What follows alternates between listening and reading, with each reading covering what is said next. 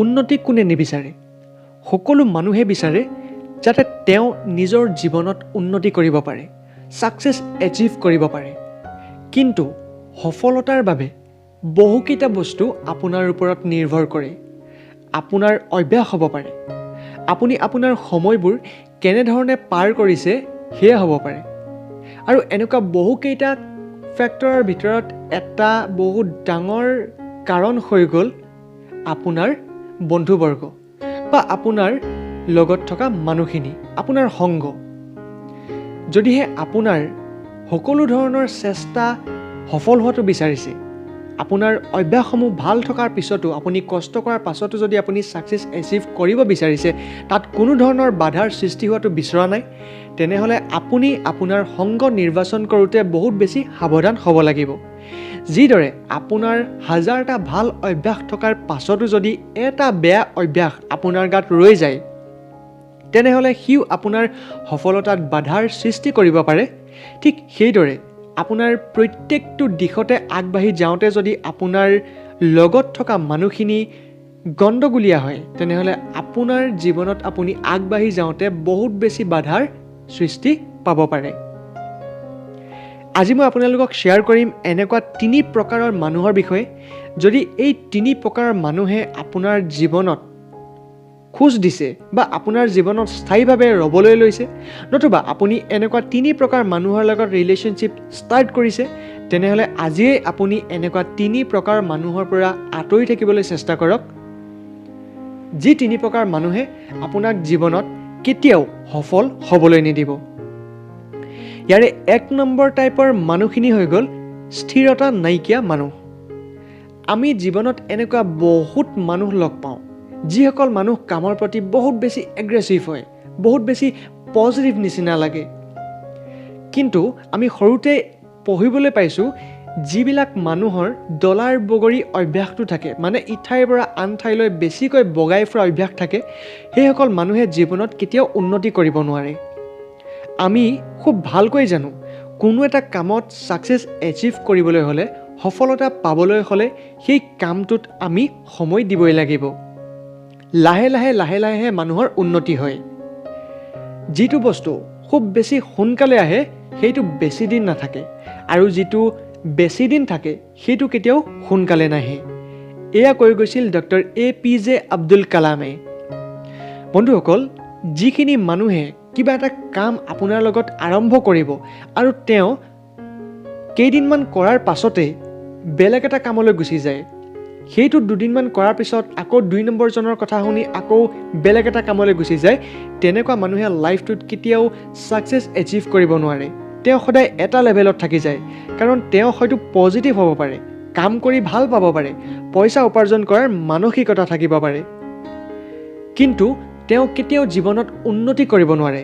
কাৰণ জীৱনত উন্নতি কৰিবলৈ হ'লে আপুনি একেটা কামতে তেতিয়ালৈকে কৰিব লাগিব যেতিয়ালৈকে আপুনি সেই কামটোত পাকৈত হৈ নুঠে।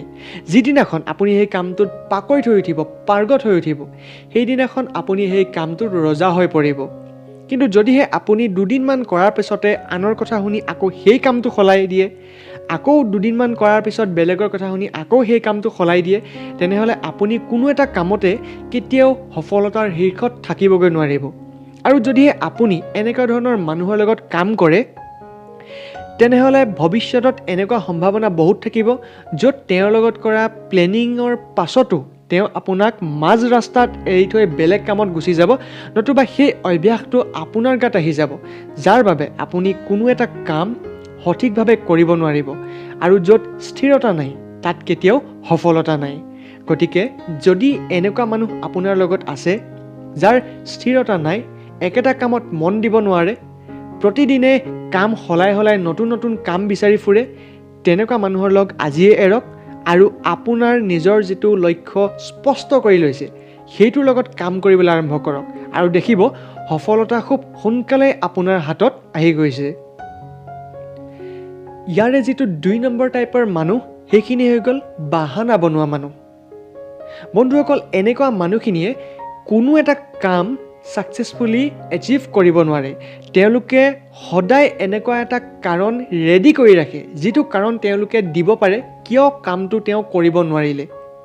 আপুনি যেনেকুৱাই কামেই নিদিয়ক, লাগিলে সেয়া এদিনীয়া হওক বা দুদিনীয়াই হওক, লাগিলে সেয়া খুব সহজ হওক নতুবা বহুত কঠিনেই হওক কিয়, তেওঁলোকে কেতিয়াও সেই কামটো সম্পন্ন নকৰে। আপোনাক সদায় ইয়াৰ বাহানা বনাই দিব কি কাৰণে তেওঁ কামটোত কৰিব নোৱাৰিলে। হয়তো তেওঁ ক'ব যে মোৰ আজি গাটো বেয়া আছিল, নহ'লে মই এই কামটো কৰি দিলোঁহেঁতেন। মোৰ আজি বাইকখন মোৰ লগৰ এজনে লৈ গুচি গ'ল, নহ'লে মই নিশ্চয় গ'লোহেঁতেন। আৰু হাজাৰটা বাহানা তেওঁলোকৰ হাতত ৰেডি থাকিব যে কিয় তেওঁ এই কামটো কৰিব নোৱাৰিলে এইটো জনাবৰ বাবে। কিন্তু যদিহে আপুনি লাইফত ছাকচেছফুল হ'ব বিচাৰে, এজন সফল ব্যক্তি হ'ব বিচাৰে, তেনেহ'লে আপুনি কেতিয়াও বাহানা বনাব নালাগিব। আপুনি যেতিয়া কামটো কৰিবলৈ হাতত ল'ব, যিকোনো প্ৰকাৰেৰে আপুনি সেই কামটো কমপ্লিট কৰিবই লাগিব। আপুনি এনেকুৱা একো ধৰণৰ এক্সকিউজ দিব নালাগিব কি কাৰণে আপুনি কামটো কৰিব নোৱাৰিলে। যদিহে আপুনি এই এক্সকিউজ দিয়া মানুহখিনিৰ লগত থাকে, বাহানা বনোৱা মানুহখিনিৰ লগত থাকে, তেনেহ'লে আপুনি লাহে লাহে এলেহুৱা হৈ যাব আৰু আপুনিও বাহানা বনাবলৈ আৰম্ভ কৰিব। আৰু যিটো কাম আপোনাৰ আজি হ'বলগীয়া আছিল, সেইটো বাহানা বনাওঁতে বনাওঁতে এক সপ্তাহ পাৰ হৈ গুচি যাব, তাৰপিছত এমাহ, তাৰপিছত বছৰ পাৰ হৈ গুচি যাব আৰু আপোনাৰ সেই কামটো কোনোদিনে কৰা নহ'ব। কিন্তু যদি আপুনি বিচাৰিছে যে আপুনি জীৱনত সফল ব্যক্তি হ'ব লাগে, তেনেহ'লে আপুনি প্ৰত্যেকটো কাম সঠিক সময়ত কৰি যাব লাগিব। কাৰণ অকল এটা কাম কৰিলেই নহ'ব, সেই কামটোক সঠিক সময়ত কৰিলেহে ছাকচেছ হ'ব পৰা যায়। সেইবাবে যদিহে আপোনাৰ লগত বাহানা বনোৱা মানুহ আছে, তেনেহ'লে আজিয়েই তেনেকুৱা মানুহৰ সংগ ত্যাগ কৰক আৰু আপুনি আপোনাৰ কামসমূহৰ যিটো প্লেনিং কৰিছে সেইমতে কৰিবলৈ আৰম্ভ কৰক। কেতিয়াও এক্সকিউজ নিদিব কি কাৰণে আপুনি কামটো কৰিব নোৱাৰিলে। আপোনাৰ টাৰ্গেট হ'ব কামটো কৰিব লাগে আৰু যেতিয়ালৈকে আপোনাৰ কমপ্লিট নহয় আপুনি আঁতৰি নাযাব। 3 নম্বৰ টাইপৰ মানুহখিনি আটাইতকৈ বেছি ভয়ানক মানুহ। এইখিনি হৈ গ'ল কেতিয়াও কাৰোৰে পৰা শিকিব নিবিচৰা লোক। তেওঁলোকে সদায় এইটোৱে দেখাবলৈ চেষ্টা কৰে যে তেওঁলোকে সকলো কথাই জানে। কিন্তু মনত ৰাখিব, যিমানবিলাক ছাকচেছফুল মানুহ আজি পৃথিৱীত আছে, যিমানবিলাক মিলিয়নাৰ মানুহ আজি পৃথিৱীত আছে, তেওঁলোকে আজি ইমান সফলতা অৰ্জন কৰাৰ পাছতো, ইমান কোটি টকা উপাৰ্জন কৰাৰ পাছতো শিকিবলৈ আগ্ৰহী। তেওঁলোকে সদায় এটা নতুন নতুন কথা শিকি গৈ থাকে। আৰু মানুহে যিমান নতুন নতুন কথা শিকি যাব, সিমান বেছিকৈ তেওঁ জীৱনত গ্ৰ' কৰিব পাৰিব, তেওঁ জীৱনত সোনকালে সফলতা অৰ্জন কৰিব পাৰিব। যদি আপুনি বিচাৰিছে যে আপুনি জীৱনত ছাকচেছফুল হ'ব বিচাৰে, সফল হ'ব বিচাৰে, তেনেহ'লে আপুনি সদায় নতুন কথা শিকাৰ প্ৰতি আগ্ৰহী হ'ব লাগিব।